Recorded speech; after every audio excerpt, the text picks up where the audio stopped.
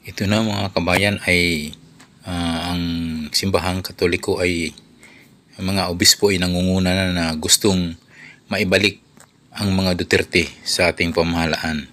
Siguro po ito ay napansin na po na grabe po ang korupsyon na nangyayari po sa ating bansang Pilipinas. So lantaran ng nakawan, pagnanakaw at paglustay ng kaban ng bayan at pera ng taong bayan. So ito po ngayon na nakagimbal na balita at mismong mga obispo ng simbahang Katoliko ang nangunguna ngayon na gusto pong ibabalik ang mga Duterte sa pamahalaan. Ito po ngayon ang isang kapapasok lang na balita.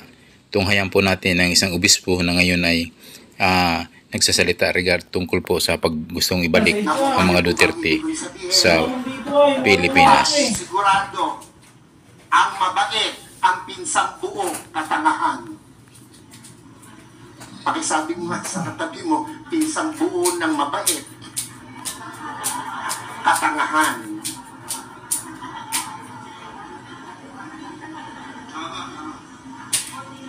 Ako po ay isang professor din by profession. Isa po ako sa kinatatakutan ng mga estudyante. Pag ako po'y naglalakad sa koridor, nauubos ang estudyante.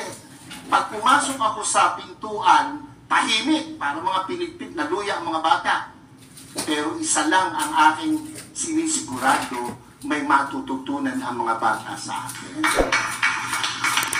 Kaya po, ako kinatatakutan, pero pinakamamahal ng mga estudyante. Narin po kayo.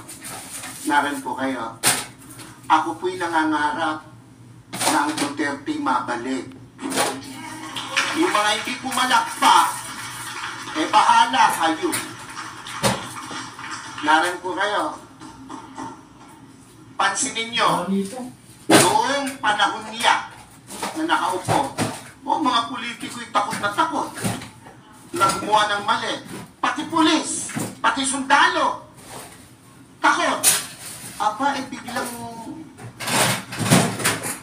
anong nangyari? Ngayon ang mga kurakot mga nakaupo. Naran po kayo? Ako, tayo hindi pinanganak kahapon. Alam natin yan. Bakit ang isang obispo ay sumusuporta sa ganito? Aba, hindi masamang mangarap ng pag-unlad ng pagkakaisa sa bansa natin. Kung hindi tayo magsasalita at kikilos, kung hindi tayo magpapakita ng puwersa, ng lakas, sino ang gagawa nito? Marami na po akong kasagutan dito. Mga 30 anyos.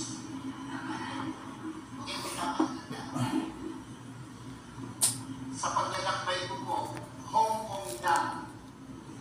Ang mga Pilipino, pag nasa Hong Kong, babalik. Hindi nagtatapo ng balat ang enemy nilalagay sa ulos na. Oh! Pwede na yung makuha yung nito. Banda ba? Pilipino na. Basta matino ang nagpapatupad. Iyan po ang nagustuhan ko sa Duterte administration. Ako po'y nangangarap na ang Duterte mabalik. Pansinin nyo, noong panahon niya na nakaupo, mga politiko'y takot na takot na gumawa ng mali. Pati pulis, pati sundalo, takot. Aba, biglang anong nangyari? Ngayon ang mga kurakot mga nakaupo. Bakit ang isang obispo ay sumusuporta sa ganito? Aba, hindi masamang mangarap ng pag-unlad ng pagkakaisa sa bansa natin. Ang buhay natin, minsan lang. Pakisabi mo sa katabi mo, mamamatay ka rin. Sabi mo, malapit na.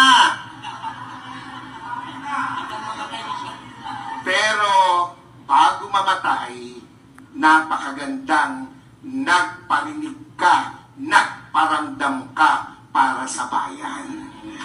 Yun ang pinakamalaga sa lahat. Amen po? Ako po hindi takot makulong, mabugbog, basta't iparamdam mo yung gusto mong iparamdam. Babae, gusto mo, maganda, mayaman, sexy! Gusto mo. Sa tuwing nakikita mo, nagpupunta ka ng kubeta. Hanggang kubeta ka na lang, hindi ka magtatapat, hindi ka magpaparamdam. Pag dumaan na ganon, simulan mo sa kindan. Simulan mo sa tila. Hanggang sabihin mo, crush kita. Hindi ka man tanggapin, at least nagparamdam ka. Mga Bulakenyos, mga kasama kong taga-Caloocan, Zambales, Pampanga, aba, hindi masama na suportahan natin itong rallying to. Yung iba na pe-pressure ng kung sino, natural lang yun. Ang nami-pressure sa kanila, siguro nasa taas. Dahil kung nasa baba, hindi nila papansinin. Pero, aba tayong malaya. Huwag tayong pa-pressure kahit kanino. Minsan lang ang buhay natin. No, sabi mo sa katabi, mamamatay ka rin. Sabi mo, mamaya lang. Huwag.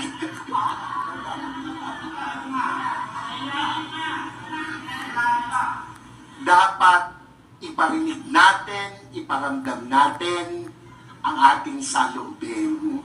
We are not against the government. Never. And never will. Lalo po ako.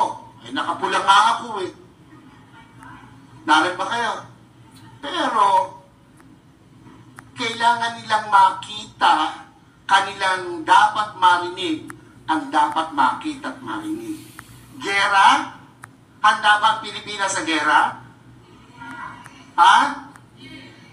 Kurutan man eh, talo tayo sa kurutan. Ilan ang bilyon ang Chino, ilan tayo. Panuntukan, talo tayo. Huwag nilang gawin issue yan at hindi mangyayaring magkagera. Pilipino pa, subukan nila rito, talo sila. Kung ang laban lang ay chismis, panalo ang Pilipino. Ano? Ewan ko ba sa Pilipinas walang chismosa? Wala ano? Mamatay na sana Lord yung mga nagsisinungaling. Huwag nilang gamitin yon. Napanakot, divert. Yung binanggit ni kapatid tungkol sa ayuda, wala akong question dun eh. Ang question ko ron ay nakakarating ba sa tamang tao yung ayuda? Ako hindi pa nakakaranas ng ayuda. Ewan ko itong mga kasama ko sa harapan. Nakatanggap na ba kayo? Ayuda. Kayo ba'y nakatanggap na? Oo, kaya kayo magrarally, hindi pa kayo nakakatikim. Ako pinagbibiro lang, pero yan po'y katotohanan. Kung yan napupunta sa tama, yan lang eh. Panahon ni Pangulong Duterte, kino-question ko na ang sana ito'y mapalabas, makuha ng SMNI. Yung binibigay natin sa 4Ps. Ako! Yang dole, yung mga tupad na nagwawalis at nagdadamo. 1 oras lang ang naipapay 8 hours.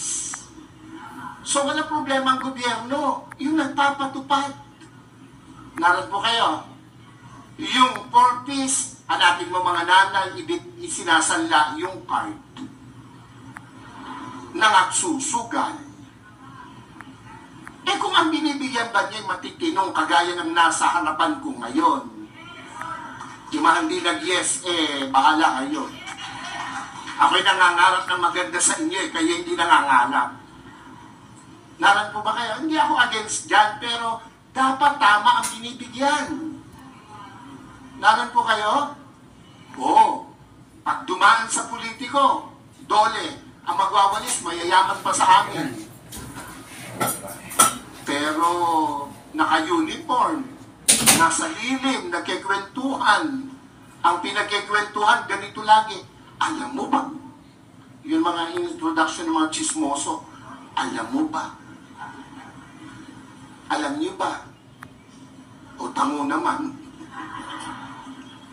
Hindi tayo papayag na hindi natin iparinig, iparamdam, ipakita ang dapat nating ipakita sa bayang Pilipinas na ating minamahal. Ako po, kung matetreten sila sa pagtakbo ng mga Duterte, matreten sila. Bakit? Matitino yung Duterte. Ako po, kahit obispo, nung panahong iyan ay lumalaban, ako po'y kasama. Ako po'y nangitim. Ako'y ilalukan na maupo sa cabinet. Hindi ko tinanggap. Ang gusto ko'y makita siyang namamahala. Kung anong ginawa niya sa Davao, gawin niya sa Pilipinas at ginawa niya sa Pilipinas. Mabalik yun, ako po ay matutuwa.